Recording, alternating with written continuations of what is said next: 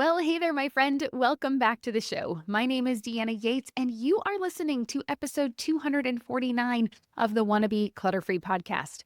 On today's show, we are diving into a topic that can truly change the way you move throughout your day, and it is nervous system regulation. If you just glazed over by that, don't worry. It's not all scientific, and there's a ton of tips that are going to help you today. So please check out this episode if you find yourself stressed, overwhelmed, with 9 million things to do, then this episode is for you. Because if you ever found yourself stuck in a cycle of overwhelm, burnout, anxiety, or even procrastination, you are going to learn something from today's episode. My guest today, Michelle Grosser, is a nervous system expert. She is a certified master life coach and the host of the Calm Mom podcast. She helps women uncover what's beneath their stress and emotions so they can regulate their nervous system and find peace in the present. I don't know who couldn't use that, right? It's something we could all use more of. In this conversation, we will be breaking down how to identify which nervous system state you are in because awareness is key. We are going to talk about simple but powerful regulation techniques that you can use in the moment when you're feeling anxious, irritated, or overwhelmed, so we don't blow a gasket. We're going to learn why mindset work alone isn't enough and how body-based techniques can create lasting change. And then finally, healthy habits to build neurological fitness so you can handle life's chaos with more ease. It's an eye-opening conversation packed with actionable steps, and I think you're going to love it. But before we jump in, I want to take a quick moment to say thank you so much to you for tuning in today. I know your time is valuable, and I am so grateful to have you here. If you enjoyed this episode, can you please take a quick second to subscribe, rate, and review? It helps Wannabe Clutter Free reach more moms who need support in clearing the clutter from their homes, their minds, and their lives. And if you want to connect further, well, come hang out with me. I'm over on Instagram at Wannabe Clutter Free over there, or you can join the conversation in our private Facebook group. It's the Wannabe Minimalist Family group over there. All right, let's get to it. Here's my conversation with Michelle. Well, hey, Michelle, welcome to Wannabe Clutter Free. How you doing today? I'm so good. Thank you so much for having me. It's really good to be here. My pleasure. We're going to have a fun conversation. I think we were chatting a little bit beforehand, getting to know each other, and I can tell that this one's going to just flow. So I'm excited about it. But before we hop into it, can you tell us a little bit about yourself and what you do? Yeah, sure. So my name's Michelle Grosser, and I'm a wife and mom. I have two girls. They're 6 and almost 8. And for the better part of the last 15 years, I've been a trial attorney in Miami. So I actually had the downtown practice and the whole team and all the things. And then after the birth of my second daughter in the pandemic, right, I just felt, I think that just knocked me out because I had been ignoring and suppressing and pushing through symptoms of burnout probably for years. And after the birth of my second, I just my body was like, nope, no more. So I think I did what any good lawyer would do. And I started to investigate and what is going on? Why am I having all these symptoms? Why can't I sleep anymore? What's this anxiety? Why am I always overwhelmed? These little things I used to be able to manage. Now it's it just feels like so much. And I hired my own coach and I started working with a functional medicine practitioner. And long story short, what I noticed was that the through line through all of my symptoms ultimately was just the dysregulated state of my nervous system. And I started to work on healing that and making the changes that would help support a regulated nervous system. And lo and behold, my symptoms started to fade and my joy came back. And I just really started to find pleasure in the things that used to light me up. And it was so exciting and I felt so good. And I'm like, holy moly, I need to tell everyone about this. So that kind of began my coaching journey. And now, I have a podcast and a group coaching program, and I've closed the law firm and my family moved from Miami to Houston just a few months ago.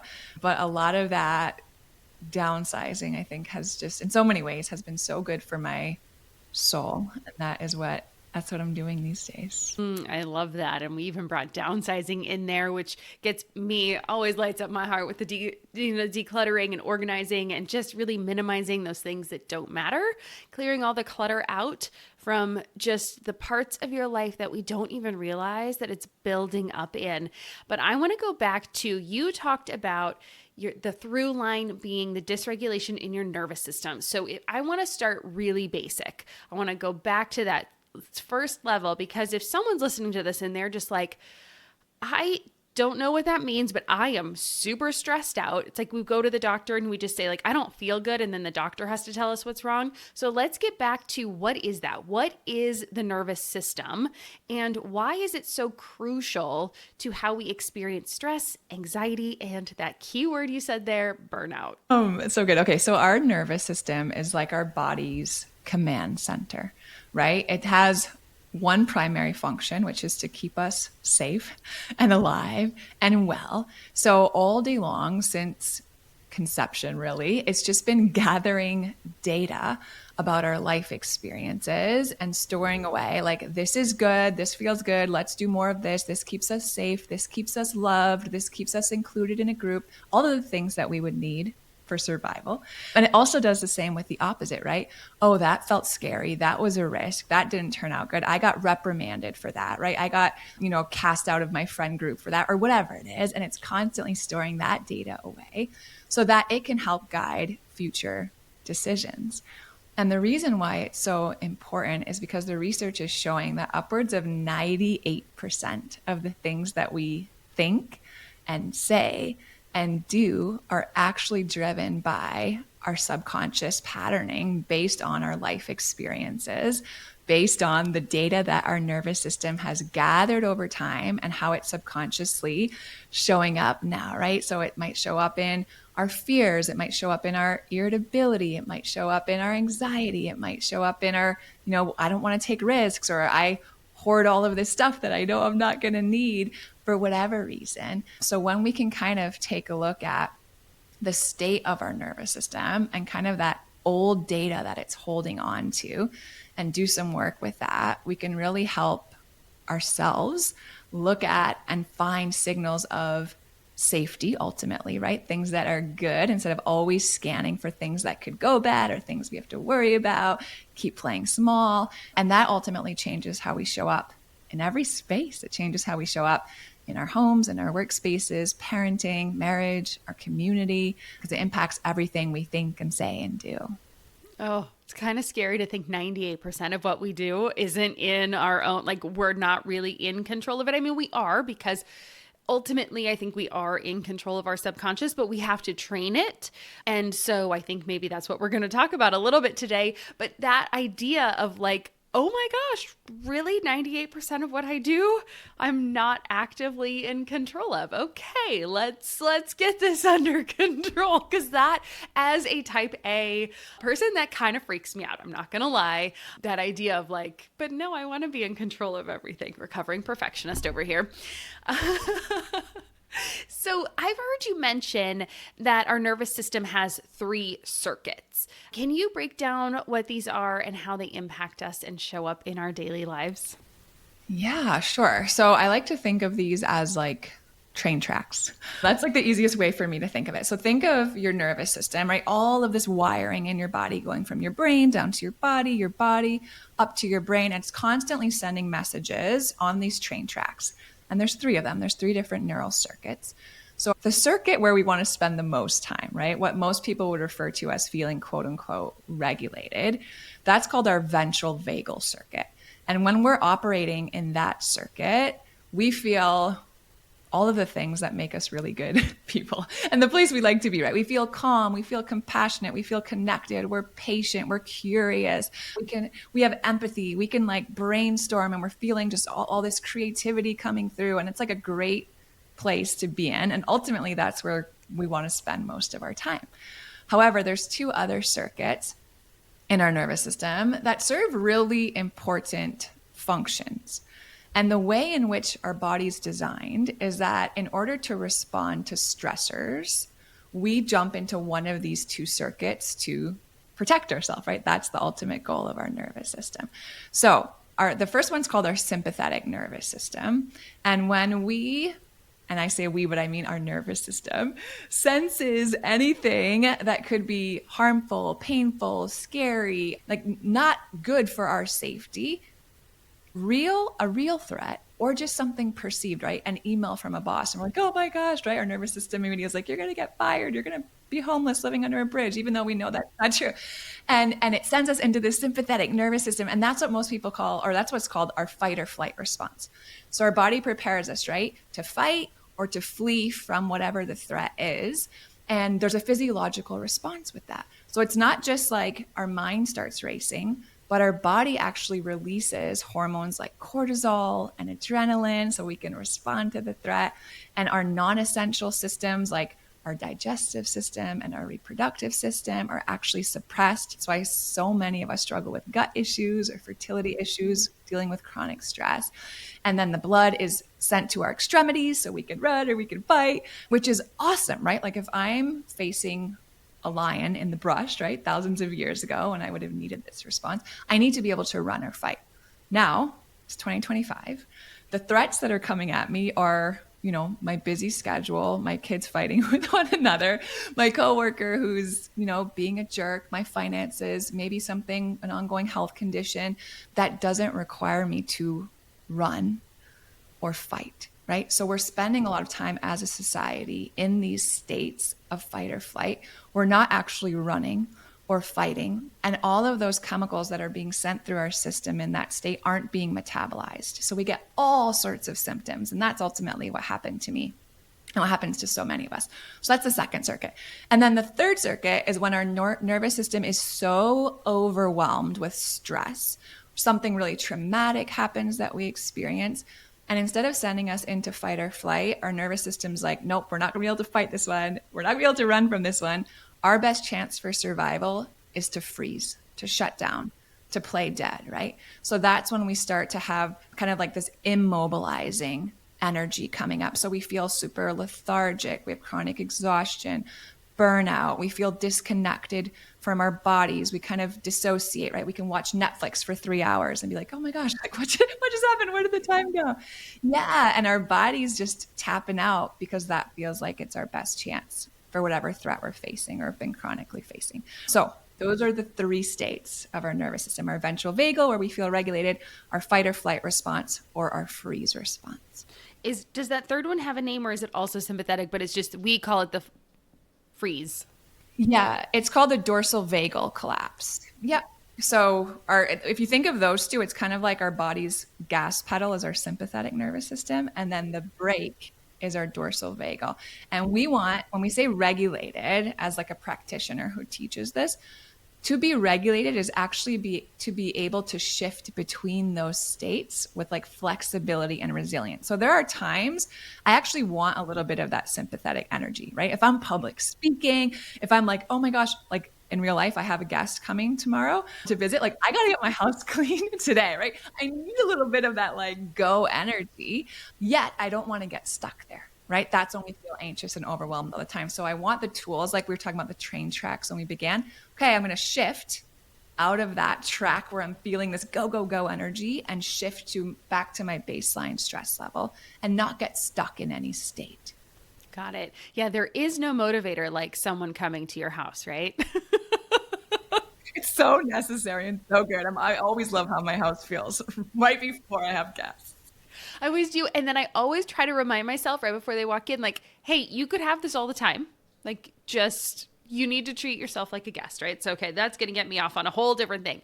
But as you were talking about the second one there, and you were talking about fears and like fears that aren't real fears, it had me thinking of like doom scrolling too. So does that fit in the second one? Like, I know that like I have made it a point this year to detach a little bit, and much to my husband's chagrin, I am just for my own sanity, I have like turned off a lot of the news. I used to go on Reddit a lot. I have not been on Reddit. I don't do that anymore. Like I don't just like listen to what other people are saying anymore, which has been lovely for my sanity. But also he's always like, you didn't hear about that? And I was like, no, I did not hear about it, and it is great. I didn't want to. I have no control over it. I am not going to listen to it. I don't care.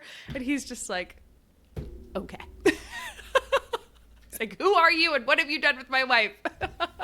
Relate. Oh my gosh. Yes. I used to do the same thing. I used to just like be a news junkie, political mostly on my commute. And then I would notice like I wake up, I'm in a great like mental space, energy, feeling good. I would drive like 30 minutes to the office and I would get there so aggravated. Like, what am I doing? And same thing, cold turkey. I'm like, I'm not doing this I'm not consuming this. But it's the same thing. It sends us into that, right? It's alarm. It's everything's urgent. It's not bringing safety to our nervous system. That's for sure. Yeah, it wasn't helping me on a daily basis. And I was like, okay, I'm done. Yeah, I think that's so wise. Perfect. Okay. So yay, I can go to him and I'd be like, no, someone else told me it was good for me. Which I'm not.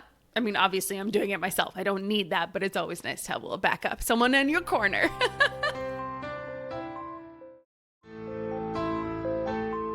All right. Well, so many of us are used to identifying stress through our emotions, right? We say, I'm so anxious, I'm so frustrated, I'm angry, I'm all of these different emotions. But you say that there are some surprising emotional, mental, or physical symptoms of our nervous system dysregulation that we might not recognize. So what are some things that we might want to be looking out for we're like, okay, we need to address this? And it's not just normal stress. I mean, or I guess, is any stress normal at that point? It is. Yeah. Yeah. Stress, there is good stress, right? But let's kind of start with the symptoms and then we can talk about that if you want to. Yeah. So I think what's so interesting about these symptoms of nervous system dysregulation is that it's true. So many of them are coping mechanisms for a nervous system and a body that don't feel safe. Ultimately, always comes back to that we have taken on as our personality traits, or that's just how I am, or that's how I've been doing it forever. And when we take a look at it, and really this is the work that I help women do, and realize like, hey, there's an origin to you adopting this coping mechanism for stress. Let's take a look and see if it's still serving you well. So a lot of those are the mental and emotional symptoms, and then we can talk about some of the physical ones too. But for mental and emotional, so yes, doom scrolling, WebMD scrolling, persistent worrying, right? Those are symptoms of a dysregulated nervous system. This is one I see all the time, and I tend to run it when I'm feeling dysregulated too. Busyness, chronic, constant busyness, and not only like being in the pattern of just one thing to the next, but feeling so uncomfortable when we have margin in our calendar or we have downtime. Like, can I actually just sit for 15 minutes and do nothing? Or is that like worse than Chinese water torture, right? Like, is that so uncomfortable to me? Anxiety is a symptom, certainly. Irritability and edginess. Like, you just kind of wake up on edge, little things annoying you, like one look from your kid or one comment from your husband, and you're just so close to that window of tolerance that it sends you over the edge. What else shows up there? I think a lot of times having to know all the details. So if you're someone who like isn't really good going with the flow, or like you're going to go, meet some friends out and you need to know exactly when and exactly what time, and then, but where am I going to park? And then what, all of these different details that can signal a nervous system. Being an overachiever. And I say that not in someone who values excellence, because I think that can be really healthy, but someone who strives always for things to be perfect, right? And to just gather all this sense of worthiness from the things that I put out into the world. All of those can be coping mechanisms for a nervous system that's like, hey, I don't get love or approval or validation unless I'm able to do these things. And those are all kind of more subtle symptoms. And then on the physical side, we see a lot of things associated with just tension and inflammation. Think about it when you're like startled, right? When you're scared, your body's like, ugh, and everything just like tenses up. So if you experience chronic muscle tension, unexplained aches and pains, headaches, and then things associated with inflammation, a lot of autoimmune conditions, gut issues, migraines and headaches, insomnia, you'll find that as you learn to regulate your nervous system and be able to bring safety to your system, a lot of those symptoms will also heal and dissipate. Interesting. Interesting. I'm going to go off on a little tangent here. So if we need to cut this part out, that is totally fine. As we're talking about this, I'm in the middle of reading a book called The Comfort Crisis. Have you heard of this book? Have you read it? Okay, then we won't really even go there because I was going to ask your opinion on it. It's about okay, so it's by Michael Easter, and he also did the book Scarcity Brain. So that one you might have heard of more recently. This one is he goes on a basically it's this idea that we are building up all these walls around ourselves and we're trying to like make ourselves so comfortable that we don't know how to sit for 15 minutes by ourselves. We don't know how to be bored. We're having this crisis as humans where we have never been safer and yet we feel more afraid than ever before. And so I'm only halfway through it. I can't give a recommendation for or against at this point. And I really liked the beginning part, which was a lot more of the research going into why he's doing what he's doing. And now he's off on a 30-day hunting trip in the wilderness in Alaska with no cell reception and like not changing his clothes. And it's him and two other guys. And I'm just kind of like, okay, yeah, as a middle-aged mother in Southern California, this is not appealing or really anything I'm going to do. But okay, like I'm on board with listening to your story.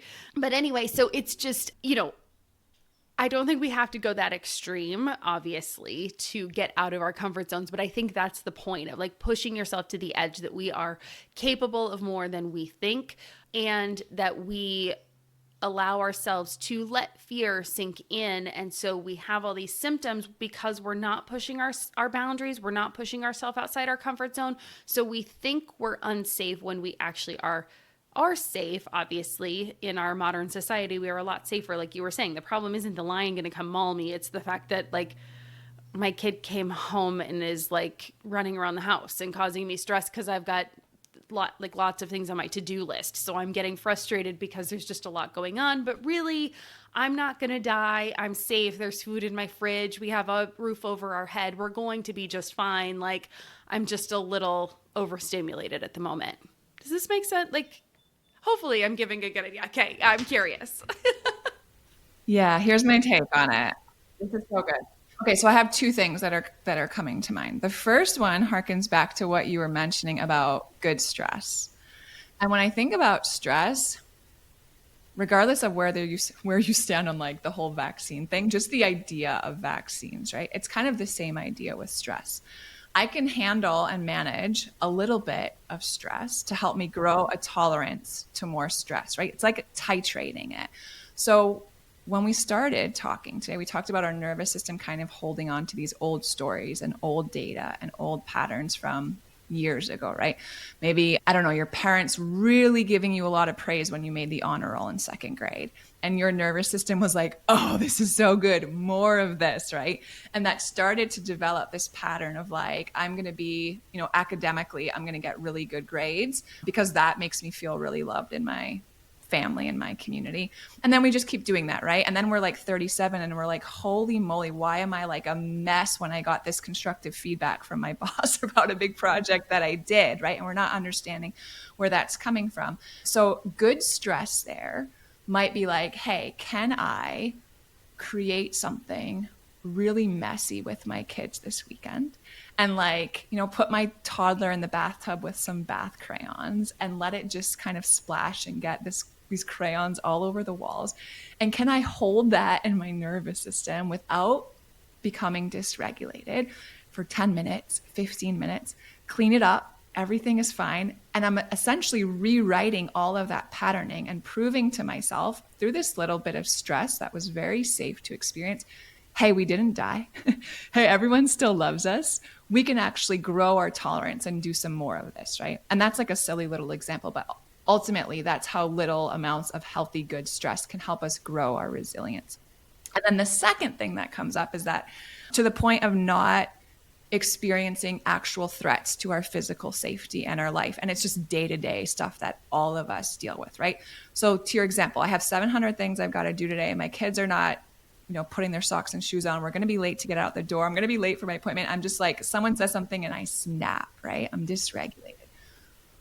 Our nervous system doesn't understand a verbal language. And I think we're going to get into this, so maybe I'm jumping again.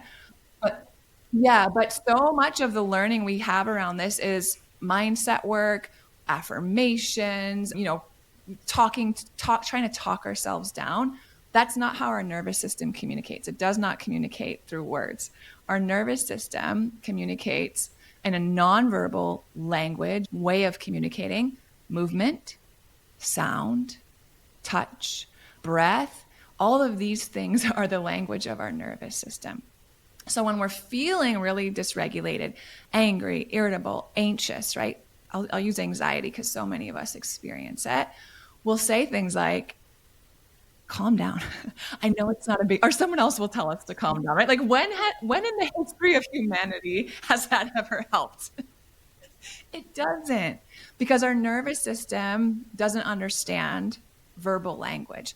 So we can't just think these things and tell ourselves like what we know to be true, right? It is true. I am going to be fine. I can give this speech, and even if it goes sideways, I'm still going to be fine. I know that logically in my head. Yet to get my body on board it requires movement, sound, touch, breath, all these different tools.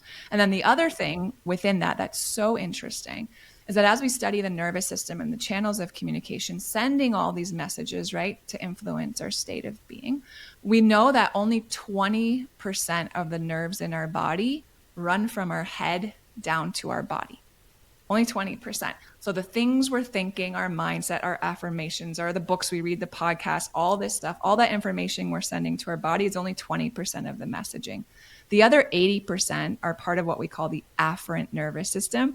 And it's taking data from our body and sending messages to our brain. So if our whole body is tense, our body's like, oh, on alert, something's happening. This ain't going to be good. And it's sending the alarm up to our brain, right? We have a knot in our stomach. We're not moving. And our body's like, hey, you need to be moving. It's sending all these alarms up to our brain. So even if we're doing, we're meditating and we have affirmations and we're doing the mindset work and we're gathering all the information, if we're not addressing our body from the neck down, it's a 4-to-1 tug of war. Is it going to be helpful? Absolutely. Is it going to bring us where we want to be? It's not enough. That's so interesting. So interesting. It made me think of a couple things. One, right? Gut feeling, right? This is the reason why we have this idea of like, I don't know why, but I just have this feeling, right? And so looking and listening into that intuition, right? When we have these moments, but I think we kind of have to get to a point where we feel regulated in order to do so.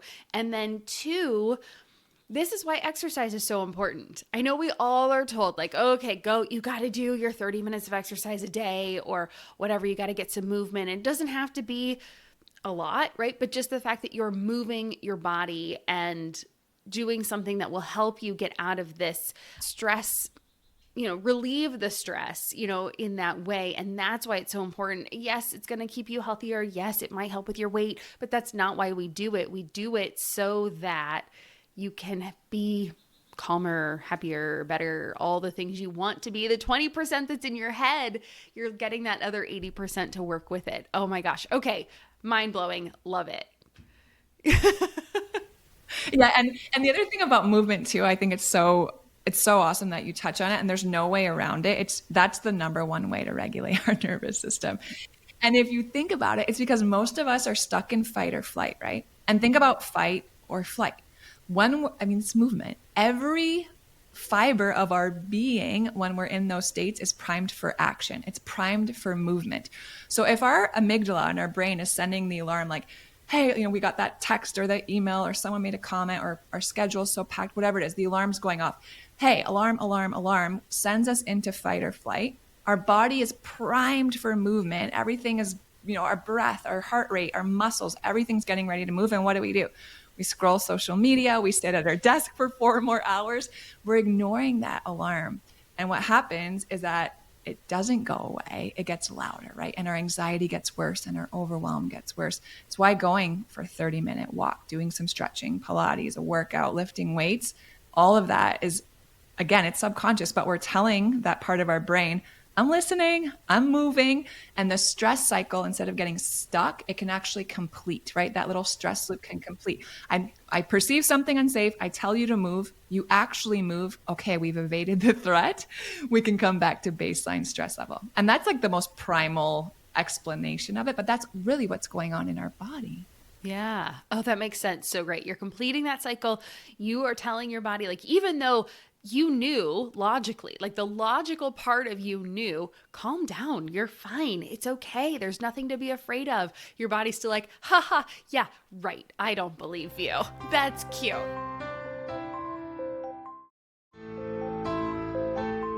Well, hopefully like that starts to like sink in for people. I do think that is a completely different way to think about it than a lot of us have been taught or told, or the reason behind why we need to move. But I think if we can start to just be like, oh, I get it now. Now my head might actually win something for once. Yes, they'll be on the same page at least, right? Sending the same message. Yeah. Yeah. All right. I love that. Okay. So, for moms who feel constantly overwhelmed, on edge, what are some simple things that they can do? Obviously, moving, but like as we're sitting here and we're going, okay, this sounds great. What do I do? How do I start? So good. All right. So when we talk about overwhelm, when we were talking about the different states of the nervous system, excuse me, and I was talking about our sympathetic nervous system is like our body's gas pedal. And then that dorsal vagal circuit is like our body's brake. When we are feeling overwhelmed, and for those of you who have felt overwhelmed, which is probably all of us at some point or another, you guys know this feeling. It's the gas pedal and the brake are both being pushed at the same time, right? It's like, I have so much to do, but I'm like so overwhelmed that I'm just going to sit here because I can't even figure out where to start because it's just too much. It's all the mobilizing energy and all the shutdown freeze energy, all of it just flooding our system. And it causes us to feel overwhelmed. So what do? Whenever I feel overwhelmed, a couple things. The first thing is that is a big red flag to me to get out of my head and into my body, right? So to start interrupting some of those thoughts that aren't actually helping me about fixating on all the things I have to do and there's not enough time and there's not enough help and whatever the stories are, and get into my body. So that might look as basic as doing a workout or going for a walk, but there's also so many other tools that we can use to get into our body. So our body responds really well to temperature changes. So if you're feeling really overwhelmed, you could go grab like a bag of frozen peas or vegetables out of your freezer and hold it on the back of your neck. That activates our vagus nerve, which is our body's primary function in activating our parasympathetic nervous system, which is that regulated state. So just doing that can help bring calm and safety to our body and kind of clear our head so we can make a plan to move forward. That's why people love like cold plunges and ice baths. It's the same idea, right? They're doing a lot of the same things and helping to bring regulation to their nervous system. Love feels like a strong word for that, but okay. I know. Oh, that's funny. No, that's true. And then the other side is also true. So ice cold is really regulating, just holding ice cubes, rubbing them on the inside of your wrists. Also, we know like how good does it feel to take a hot shower, right? When we're like feeling stressed out about something or emotions are running high. Same thing, it's regulating to our nervous system. Breath, right? Breath is one of the most powerful portals that we have to regulating our nervous system. So really focusing on, lengthening our exhale. I think a lot of times we hear people say, take a deep breath, right? But if we're just like, that actually activates our sympathetic nervous system. I mean, think about it. That's like the sound you would make before you were going to run or fight somewhere, right? So your inhale is one thing, but it's actually extending your exhale. So if we can just take a minute or two to really focus on the length of our exhale and really emptying all that air out of our belly before we take our next breath, that will help shift the state of your nervous system. So you're running on a different train track. Body tapping is a great one. Just your hand kind of like in a fist and just tapping along your arms and your legs. For a lot of my clients, that's really regulating to them. Dancing is really regulating. Body shaking, that's my favorite. I'll just, put on a song and for 2 minutes, I'm just shaking my hands, shaking my legs. My neighbors think I'm crazy, but it does. In like 90 seconds, I feel so different. And then I'm able to sit down and be like, all right, let's break this down and And then the mental part can come in, right? And I can use the tools that I have and techniques when I'm feeling overwhelmed and what I know about setting my schedule and reaching my goals and things like that. But I can't do that when I'm in the state of overwhelm. I get out of my head, into my body, and then I can take it from there. And the thing about these regulation tools too is like our nervous system, our body is so wise. If we just follow the impulse of our body, like slow down enough to pay attention, wow, I'm feeling so anxious and overwhelmed right now. My body just like needs to move. Like I can kind of feel all this frenetic energy in my chest and my hands and my legs are jittery. And like, I'm just going to dance in my kitchen for 2 minutes. That's all it takes, 90 seconds, 2 minutes of movement like that and breathing like that. And you'll notice a shift in the state of your nervous system. Oh, that's so interesting.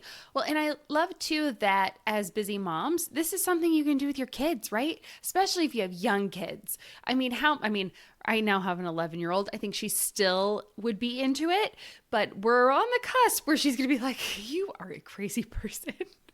But with your young kids, well, and if I'm doing it, maybe she would join in. But with your young kids, I can imagine that would be so much fun for them. Just like, hey, it's wiggle time. Pop on a song. We're going to wiggle to the end of this song and just see everybody have a little bit of joy. So now not only are you getting all that anxious energy out, you're bringing some fun energy in. And then everybody can be, just having this moment of connection, which I think is really what we long for so much these days. I think we are so connected and yet lonelier than ever, right? Like you are never far away from anybody, and yet we all have siloed ourselves so much. I think we're still coming out of, what a modern day pandemic can do for people. And I don't think we actually have really had that moment collectively. I still don't think we're all healed, but that's okay. That's for another day. But I think if we can have these connections, at least within our nuclear family, it will then allow us to, hopefully start to extend that out to our friends and then our neighbors and then, the larger community, which I think is what we really, really need in today's world. So awesome. No, I love this. But before I let you go, I want to ask you one more question about something you have said. You have said that you believe the most profound thing we can offer our children is our own healing. And as we're talking about bringing our children into this mix, how does nervous system regulation impact the way we parent? And then how can we model this for our children? So good. I think the most interesting stat that I've read about this is that because of what we know about our ability to co-regulate with other people, right? So we've all been in a room with someone who kind of makes us feel a certain way, either really calm and grounded and like empowered and energized, or in a room with someone who's made us feel the opposite, right? They've kind of sucked the life out of us. We have mirror neurons. Our body is created to co-regulate with other people. What's so interesting is just like we develop and grow the capacity to do so many other things as we grow as children, right? That the same is true for our ability to co-regulate. So until we're about 7 years old, i.e. until our kids are about 7 years old, they actually share a nervous system with us as their primary caregivers. So not only they're unable to regulate on their own until they're about 7, right? Until they get to that age where something shifts in their brain. And now they have the capacity to shift those tracks of their nervous system themselves as their body sees fit to protect them. But before that time, they're really following and taking on all the cues that they're getting from our nervous system. So if we're constantly on edge and irritable, they're taking that on in their nervous system, right? If we're constantly high anxiety and worrying about every little thing and, they feel that fear and their nervous system takes that on, and they also become kids who are hypervigilant or worried or really fear-based. So I think that can be encouraging and really motivating for us as parents that like, hey, it's really important that I learn how to regulate my own nervous system so that as my children are growing, that's the energy, right, that their nervous system is perceiving and then carrying on as I help them learn how to regulate as we co-regulate. So that's like, I think the first thing that's so fascinating.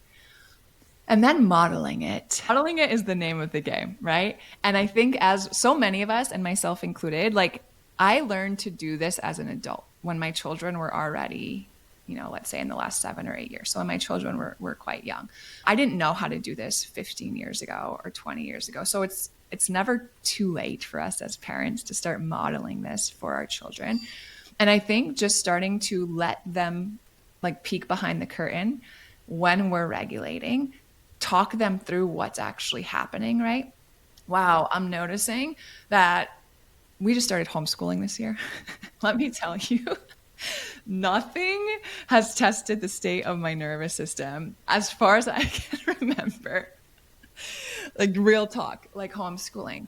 And it's so powerful and beautiful. And I'm so grateful for it because 3 times a week or something, I'm like, okay, there's a lesson here for me. There's still something I have to work through because I'm still getting really triggered when I have to say, let's focus for like the 47th time this morning. But I can verbalize that to my kids, right? Hey, I noticed like I'm starting to get that pit in my stomach and my chest is starting to like get tight. That's how I feel when I'm starting to get frustrated. I'm going to go to this other side of the living room and just like shake for a minute, and then I'll be back and we can keep going. You want to join me? And they can just see me doing these things and it becomes normal to them, right? Hey, let's light a candle and let's just breathe for a minute because I feel like we all need to just like before we start today. All right. And they're like used to this by now, but involving them in these things. And then I guess third, and I'll kind of end here, is that I think a huge practice we can teach them is starting to notice their own somatic cues. So our body is always communicating with us, right? A lot of those symptoms we talked about, having a stomach ache all the time, a headache, anxiety, however they describe it, right? I feel butterflies or a weight in my chest, or I'm scared of this, like asking them, hey, thanks for sharing that with me. That's great awareness. Where are you noticing that in your body, right? And when they can start to notice for themselves, oh, I feel like I have like this lump in my throat that I can't like swallow, like it won't go away when I swallow. Oh yeah, interesting. What do you think that lump in your throat wants to do? Well, it wants to scream or say, I'm so mad that my sister, got the top bunk and I didn't get it. Yeah, I get that. Like, go grab a pillow or go outside and scream into it and then come back and let me know how you feel. Or I feel, that knot in my stomach because I'm scared to go to school tomorrow. Yeah, let's like do some work around that knot in your stomach. But I think when we can start to put our physical symptoms with what's actually going on and what our body actually needs, just that in and of itself, it's this thing called interoception, which is listening to our body's internal cues and sensations. Just that is regulating. And then when our kids start to notice, my shoulders are up by my ears, or my hands are clenched, or I feel my heart starting to race more, they start to be able to regulate sooner because they're like, instead of just popping off and having a tantrum, they're like, oh, I know this is what happens in my body when I'm starting to get dysregulated. I'm going to go, stomp around outside or punch my pillow or, take some deep breaths or whatever it is. Obviously, that's a skill that takes time to harness. But when we can plant those seeds and just have them start to notice how their body's communicating dysregulation, that's a lifelong skill. Yeah, what a gift. As you were saying that, I'm like, gosh, that would be such a gift because, right, we weren't, different times. Nothing against, this is not a diss against anyone's parents or anything, but a different time. We weren't taught this growing up. So just like you were saying, I really started doing this when when my children were young, only about 7 years ago. Well, it's just because it wasn't taught, right? These weren't the conversations we had. Like, I watch what our daughter learns in school, and they learn more about emotions and the facial, expressions that go with the emotions. And now, like I said, she's 11, she's in 6th grade. They're not doing it as much anymore. But like, I just, have noticed over the years, the things that they're taught are different than the things we were taught in school. And I think it's so cool. Like, I think it's so great that we're having more of this collective conversation around these kinds of things. And I do think that as we as parents learn what it means, we are able to communicate them better because we're learning more. And so I do think I am a huge fan of modeling. I talk about it with, decluttering and organizing. And if you aren't willing to do your own work, you can't expect the people around you to do the work instead or for you. Like, you have to do it. And yeah, it might be uncomfortable. And like you said, like when you first start out, you're going to trip and fall. But just as you, as a human, didn't start talking in full sentences, didn't start running, you weren't jumping hurdles, you had to learn to crawl, then to walk, then to stumble, right? Like, and then to walk, and then to run. And how many times did we watch our children fall and, scrape a knee and feel terrible for them? But we have to be willing to do that for ourselves as well. And we will get out of our comfort zone, and we will be able to learn to grow and know that we are still safe, even if it feels scary, that we are going to survive. So this has been fantastic, Michelle. Where can people find you? I know they're going to want to know more and follow up and look you up and all the things. Yeah, thank you. Yeah, so if you already listen to podcasts, my podcast is called The Calm Mom. So you can come on over and check it out.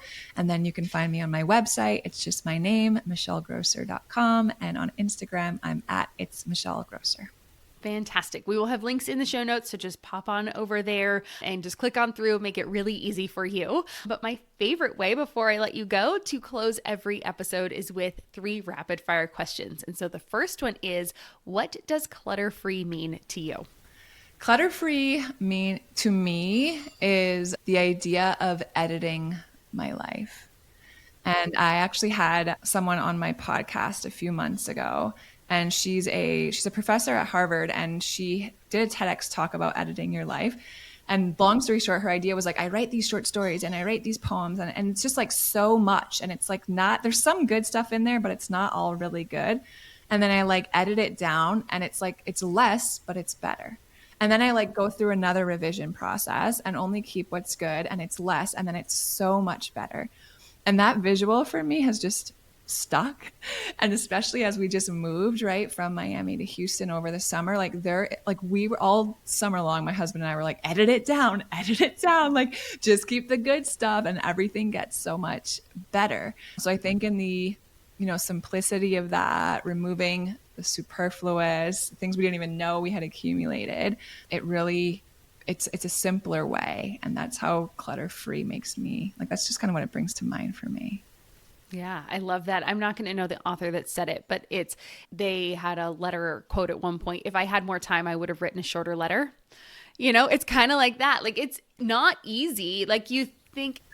Yeah, it's intentional. Yes. You think less is easy. So we're not saying it's easy. It is doable. Yeah. Yeah. All right. Number 2, what is making you happy right now or in this season of your life? Ooh, okay. So because I guess my kids are homeschooling, this has been a season of life. And I don't think it'll always be like this, but where we have had slower mornings than we've ever had. And in Miami, I was running a law firm. My husband and I were actually also pastoring a church. The kids were in traditional school. I had the coaching business. Like, we were just going from the minute our feet hit the ground. Yeah, it was a lot. And now that we're here, we're homeschooling because we moved here. School had already started. And I'm like, let's just give this a shot. But the mornings have become so precious, and we sit and we read together and we have tea, and then we make breakfast, and then we get our day going. So I'm just really savoring that season, this season that's bringing me so much joy. That's so lovely. And number 3, what is a goal you have for yourself this year? So every year I pick a word of the year. So last year, my word of the year was rest. And this year, my word of the year has been order, which has been interesting because I'm still kind of discerning what that means in its entirety. It's such like a full word, but part of it is just really being intentional about ordering and prioritizing my time, where my attention goes, my bandwidth, my behaviors. So just kind of this underlying idea of like making sure that the order of my thoughts and the order of my words and the order of my actions and the order of my days is intentionally pushing me, toward where I want to be at the end of the year. So that's kind of like my big picture goal, is to really have an ordered life, maybe 70% of the time, but that's still progress. Yeah. I mean, 80-20, right? The 80-20 principle, for sure. Like, yeah, you got to have room for the fun, right? You got to have room, just a little margin. Yeah. And that's a priority, like prioritizing. Yeah, that has high ranking in my order. Absolutely. Yeah, for sure. I love it. That is so wonderful. I love the intention that you're putting behind that. And yeah, I had toyed with the one word goal for a while. I haven't done it in a few years, so maybe I'll look into getting back into it this year. So yeah, love that. Well, Michelle, this has been lovely. Like I said, thank you so much for joining us and for just this really interesting look at stress and regulating our nervous systems and why it's so important and how it doesn't have to be so difficult to do. It's something we absolutely can and quote unquote should be doing. I'm not going to put any shoulds on us, but we're going to love it if we do it. So, yeah, so great. Yeah, thanks so much for having me. You're great. It's been such a pleasure. Thank you. Bye. Wow. I mean, what an insightful conversation with Michelle. I love how she broke down nervous system regulation in such a simple and actionable way. I am sure you have heard these terms thrown around. I mean, we even got real scientific, right? Ventral vagal, dorsal vagal, all of these like really heady terms. But we were able to look at why they are so important and how we can actually use them to our advantage. And so I think this is a conversation a lot of us need, especially as busy moms that are juggling, like I said at the beginning of this episode, 9 million things at once, right? There's a lot going on in our lives. But now I would love to hear from you. What stuck out to you the most? Was there a tip or technique that Michelle shared that you are excited to try? Well, come on over and let me know. I'm on Instagram. I am Wannabe Clutter Free over there. And there will be a post. So you can send me a DM. You can comment on that post for this episode, or you can share it in your stories and tag me. I would absolutely love to know. I always love hearing your takeaways. And if you want to dive even deeper into this conversation, well, then come over to Facebook and join us in the group over there. It's the Wannabe Minimalist Family Group, and it's a great place to connect with other moms who are also working to clear the clutter both in their homes and their lives. And as always, thank you so much to you for making this show part of your week. If you haven't already, make sure you are subscribed so you don't miss future episodes. And if you are enjoying this podcast, well, then leaving a quick rating and review is the best way to support the show and help even more people find it. A huge thank you to Michelle Grosser for sharing her wisdom with us today. I hope this episode helps you create more calm and clarity in your life. And with that, I hope you have an amazing day. Take a deep breath, remind yourself that you are doing a great job, and try one of Michelle's simple regulation tips today. I think I'm going to go shake it out in the corner with a fun song. All right, you've got this. I believe in you, and I'll see you next week. Until next time, take care. I'm Deanna Yates, and you've been listening to Wannabe Clutter Free. I'll see you next week. Cheers.